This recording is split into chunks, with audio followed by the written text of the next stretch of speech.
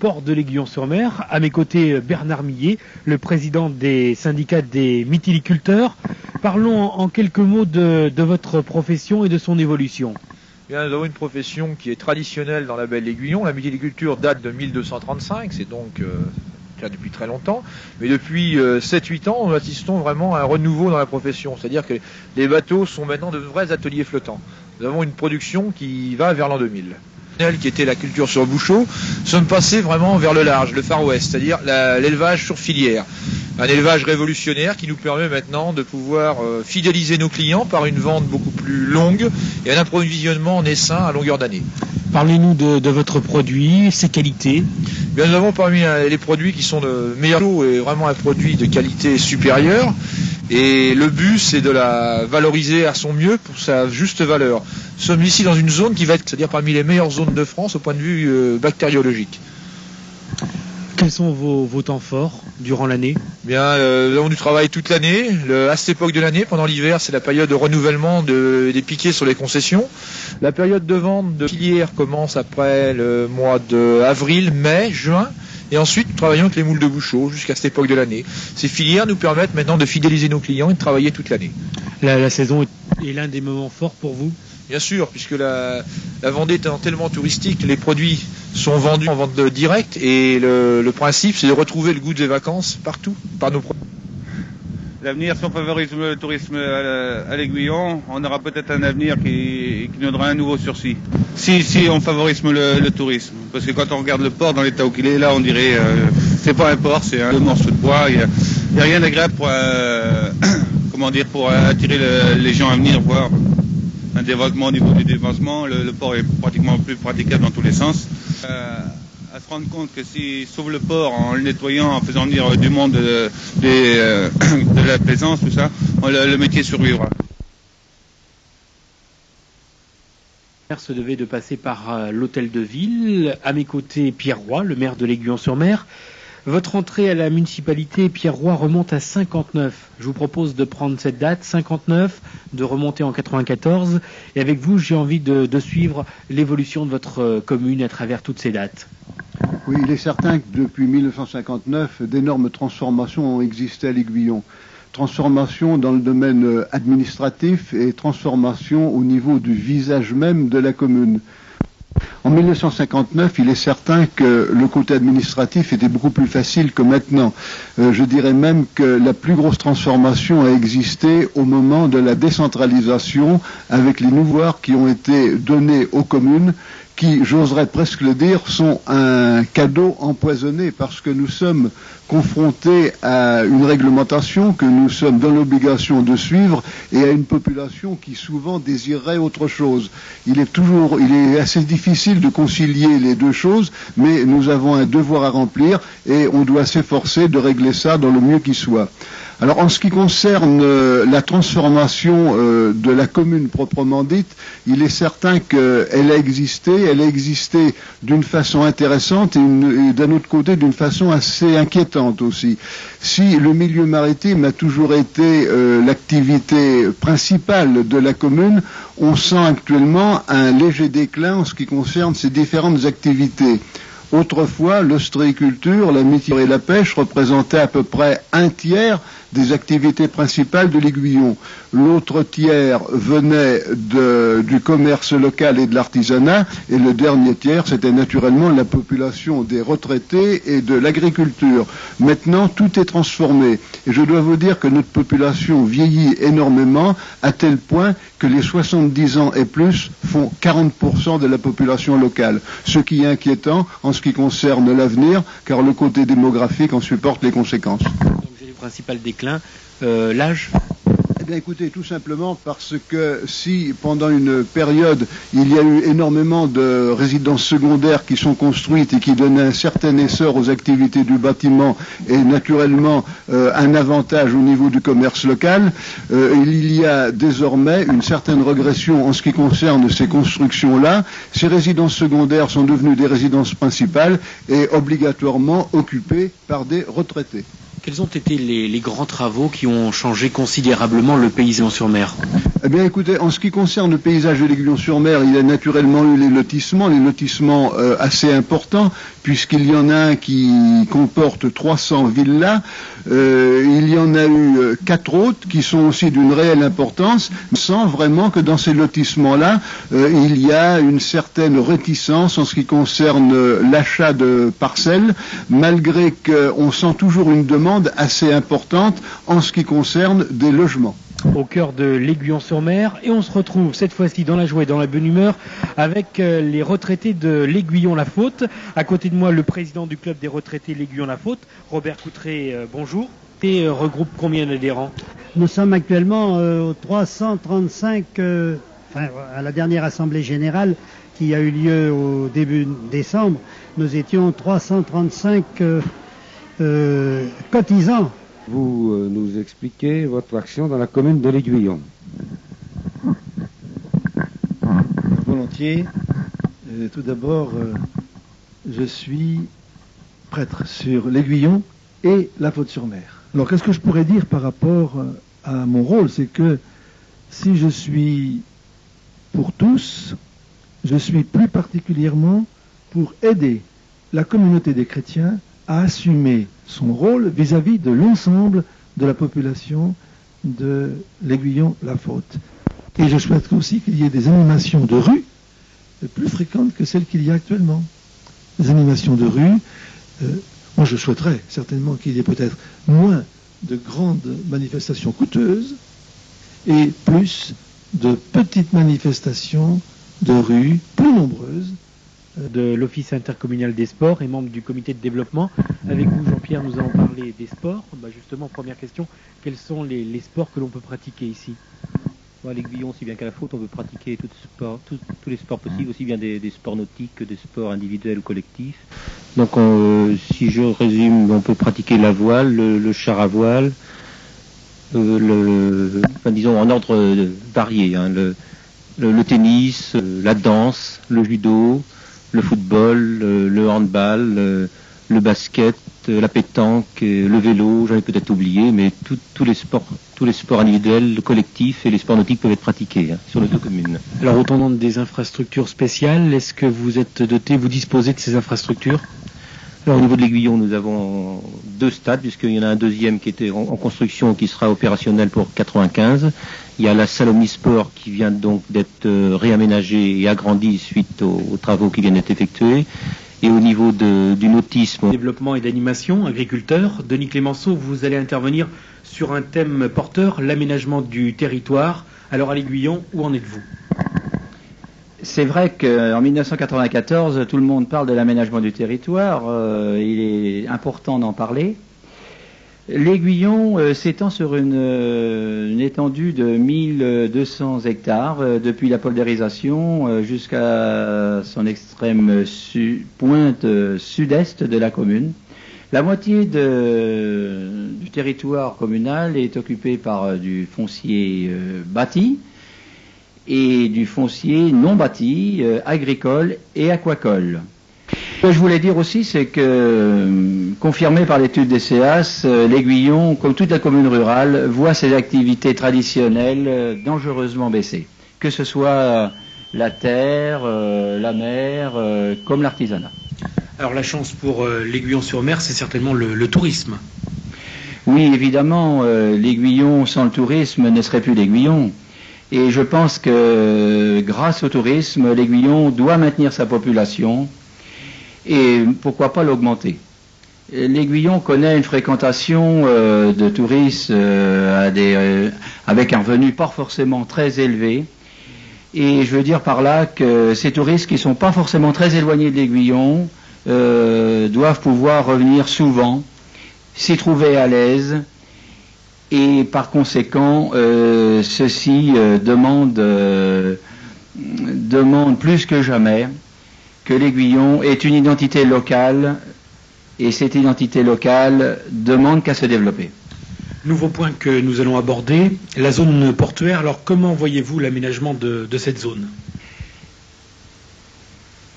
Cette zone portuaire qui en fait est immense, cette zone qui s'étend de la zone de Bellevue à son extrémité avec Tennis jusqu'au nouveau plan d'eau creusé en 1993 pour y faire de la voile, en passant par l'entrée d'Aiguillon, le rond-point, le port, les activités des professionnels, mythicoles, aquacoche, les baraques de vente, d'entrepôt, la coque maritime, le plan d'eau de baignade et donc le dernier plan d'eau. Cette immense zone, c'est l'avenir direct, je dirais, du tourisme de l'Aiguillon. Une urgence, à mon avis, c'est l'aménagement d'un secteur sur cette bordure, d'un secteur pour la plaisance. C'est une urgence et elle peut se réaliser avec des investissements pas forcément ruineux, se sentent à l'aise et aiment leur commune. Robineau, président du syndicat des exploitants agricoles à l'Aiguillon-sur-Mer. Avant de commencer, pourriez-vous nous refaire l'historique de l'agriculture des années 70 à nos jours? Oui, alors dans les années 70, avant les années 70, il y avait à peu près une cinquantaine d'agriculteurs à l'Aiguillon. La chute d'exploitants est très simple. À partir du moment où on a commencé à faire des céréales, le prix des céréales baissait assez souvent, donc il fallait absolument s'agrandir. Donc il y en a qui ont disparu. Jean Dabreteau, après avoir parlé en quelques mots du commerce, Jean Dabreteau, vous êtes artisan et membre du comité de développement. Alors l'artisanat à l'Aiguillon-sur-Mer, ça représente combien d'artisans en gros? Alors, je ne connais pas exactement le nombre d'artisans qu'il y a sur l'Aiguillon, mais je crois que c'est une économie locale importante. Je dirais 30, 40, 50 entreprises par là. Il faudrait voir l'étude de ce que ça donne. L'Aiguillon-sur-Mer qui dispose d'une zone artisanale? Alors, une zone artisanale qui, à mon gré, a plutôt le mot zone plutôt que le mot zone artisanale. Pourquoi? Eh bien parce que cette zone est très galvaudée, elle est sale, elle est mal entretenue, des routes minables, des trous d'eau partout, aucun trottoir. Je vous dis, le mot zone lui va très bien. Cet commerçant est membre du comité de développement, donc avec vous nous allons surtout parler du commerce local. Commerçant depuis 1981, quelle est l'évolution du commerce local ici à l'Aiguillon-sur-Mer? À l'Aiguillon-sur-Mer, une trentaine je crois? Une trentaine l'hiver, oui. Ce chiffre double l'été ou... L'été, oui, double facilement, oui. Alors, question que j'ai envie de vous poser, hors saison, est-ce que le commerce est viable à l'Aiguillon-sur-Mer? Très bien, oui, je vous dis, il y a une trentaine de commerces qui vivent. On a 2 bons marchés qui marchent bien à longueur d'année, le mardi et le vendredi, et ça donne un plus dans l'Aiguillon. Boisdet, directeur du Super U de l'Aiguillon-sur-Mer, et membre du comité de développement et d'animation. Avant de parler de la vie économique de l'Aiguillon-sur-Mer, peut-être serait-il intéressant, puisque nous avions tout à l'heure un commerçant ici, en la personne de Monsieur Rossignol, un petit mot sur le commerce local. Oui, le commerce local doit apporter une complémentarité, donc son local fort, c'est-à-dire le local il est composé des commerçants du centre, une trentaine je crois, Monsieur Rossignol en a estimé le chiffre. Ces gens-là doivent être puissants, performants, et la grande surface doit servir également de complémentarité, et vice-versa. Et avec ça, on a un équilibre commercial qui fait le bonheur de tout le monde. Enfin, moi, c'est comme ça que je le pense. J'ai l'impression que dans les mœurs et les mentalités, on arrive effectivement de plus en plus, peut-être encore plus en 94, à faire ressortir ce mot complémentarité entre petits commerçants et grandes surfaces. L'un ne va pas sans l'autre. Oui, sur l'Aiguillon, il arrive tout naturellement après, je dirais, une décennie, parce que ça fait 18 ans que je suis sur l'Aiguillon. Au départ, il y a eu quelques tensions. Aujourd'hui, ça se passe pour le mieux, et c'est tant mieux. Je pense qu'il y a une évolution des mentalités. Mon seul regret, c'est que les municipalités dans des communes de 3000 habitants n'aient pas eu de programme commercial. Le réaménagement du centre-ville de l'Aiguillon-sur-Mer a apporté un plus justement au commerce local. Moi, je suis toujours pour ce qui bouge. Donc je sais qu'il a été critiqué, mais dans la mesure où on refait un look, ça ne peut être que profitable à des gens qui savent en tirer profit. Alors le commerce, c'est l'économie, la vie économique du pays. Comment voyez-vous l'avenir? Si vous voulez, la vie économique depuis un nombre d'années c'est fait tout naturellement. L'estivant venant à l'Aiguillon sans publicité, sans rien, puisque l'Aiguillon est situé dans la mer, comme son nom l'indique. Je pense qu'aujourd'hui, peut-être que cette époque est révolue, il va falloir penser l'avenir. Parce que le consommateur, je dirais, il ne veut plus de grands égouts, il demande autre chose. Et il faut s'y préparer. Il demande du service, de la compétence et de l'animation dans une stade balnéaire. Et je pense que c'est ça qu'il faut envisager, c'est-à-dire préparer l'avenir pour ces gens-là qui demandent toujours un plus. Et si on a pu travailler naturellement, ça ne sera peut-être pas le fait dans les années qui vont venir et il faudra l'organiser. Alors une carte importante pour l'Aiguillon-sur-Mer, c'est le tourisme. Est-ce que vous pensez qu'actuellement tout est fait en faveur du tourisme ? Naturellement, oui, je vous l'ai dit tout à l'heure. Il y a des infrastructures qui sont montées, mais je dirais qu'on les a plus subies que maîtrisées. Et c'est peut-être un petit peu dommage. Et je pense que la première chose, c'est d'avoir la compétence des hommes. Et je crois beaucoup à la jeunesse, et vivre et travailler au pays, ça peut exister si les jeunes qui se trouvent au chômage après des études prennent conscience que sur l'Aiguillon ou sur les alentours, c'est surtout commerce et services. Et commerce et services, c'est l'hôtellerie, c'est le commerce, les commerçants locaux, et également la distribution. Il faut former des métiers qu'on ne voit plus, qui sont en voie de disparition, que les jeunes ont du mal à apprendre, qui sont le métier de boucher, le métier de charcutier. Je dirais, moi, Yves Ventouche, quand j'en cherche une, j'ai du mal à lui expliquer ce que c'est qu'un jambon déconné, dégraissé d'un AOC. Et pourtant, tous les gens aujourd'hui mangent du jambon. Alors, on veut faire des ingénieurs, c'est très bien, on en peut, et on oublie les métiers simples, ceux qui, tous les jours, sont nos besoins. Parce que l'économie, c'est le besoin.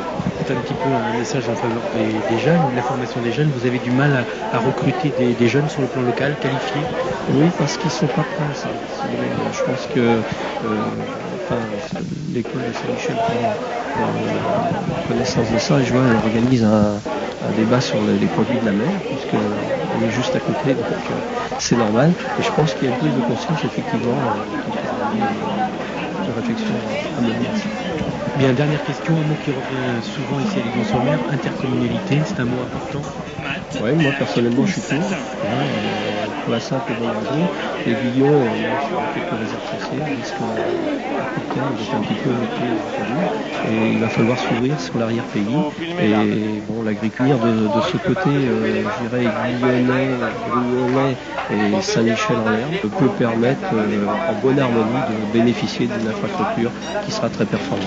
Président du comité de développement et d'animation, André Casseron, que nous poursuivons notre balade à l'Aiguillon-sur-Mer. Nous allons parler de l'économie sociale. Alors tout d'abord, qu'est-ce que c'est que l'économie sociale ?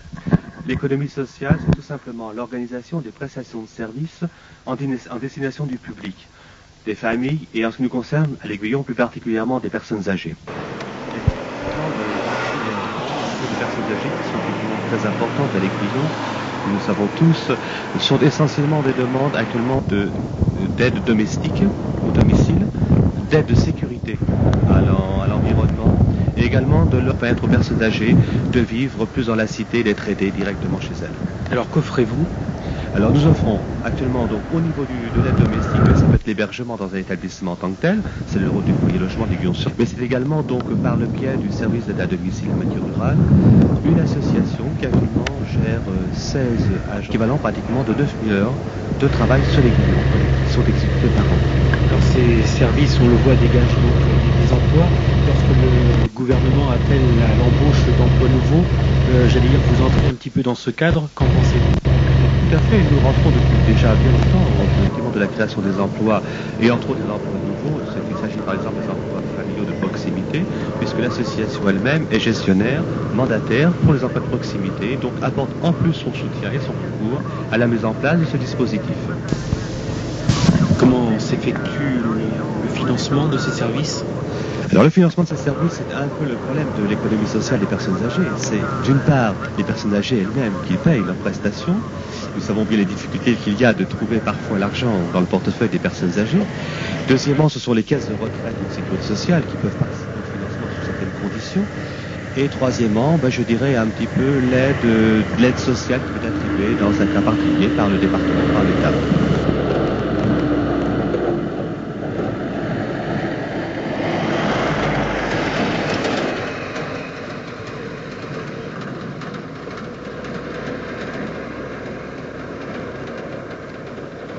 Parlez-nous de l'Office du tourisme de l'Aiguillon. nombre de 16 personnes, représentant l'ensemble de la population aiguillonnaise. Nous avons des salariés, des chefs d'entreprise, des retraités, des commerçants et des représentants de la municipalité. Le personnel salarié donc se compose de 2 hôtesses, une hôtesse à temps partiel l'hiver et à temps plein l'été, et une deuxième hôtesse qui vient en renfort donc de juin à septembre. Notre rôle donc c'est en collaboration étroite avec la municipalité, c'est principalement la promotion. Donc notre travail dans l'année, c'est tout d'abord donc la création de 2 documents touristiques, le dépliant d'appel, janvier. Son intérêt, c'est sensibiliser le touriste à notre commune et l'inviter à venir passer ses vacances. Donc cette année, il sera élaboré en commun avec la faute et comprendra un maximum de photos et peu de texte, la photo étant plus vendeuse. À la Foire de Paris en mai. Cette présence nous permettra de toucher une autre clientèle, de faire connaître l'Aiguillon en allant vers le touriste potentiel et non en attendant qu'ils nous écrivent. Et nous allons créer une nouvelle page dans la revue Horizon Vendée. C'est une revue qui est distribuée par le comité départemental du tourisme et qui est donnée dans différentes manifestations nationales et internationales. Donc, en tant que nouvelle présidente de l'Office de tourisme, c'est véhiculer partout où cela est possible l'image de l'Aiguillon. Plus on parlera de nous, plus nous nous ferons connaître, plus les touristes auront envie de venir à l'Aiguillon. Notre station est un produit qu'il faut vendre et promouvoir, et pour cela, il faut s'en donner les moyens.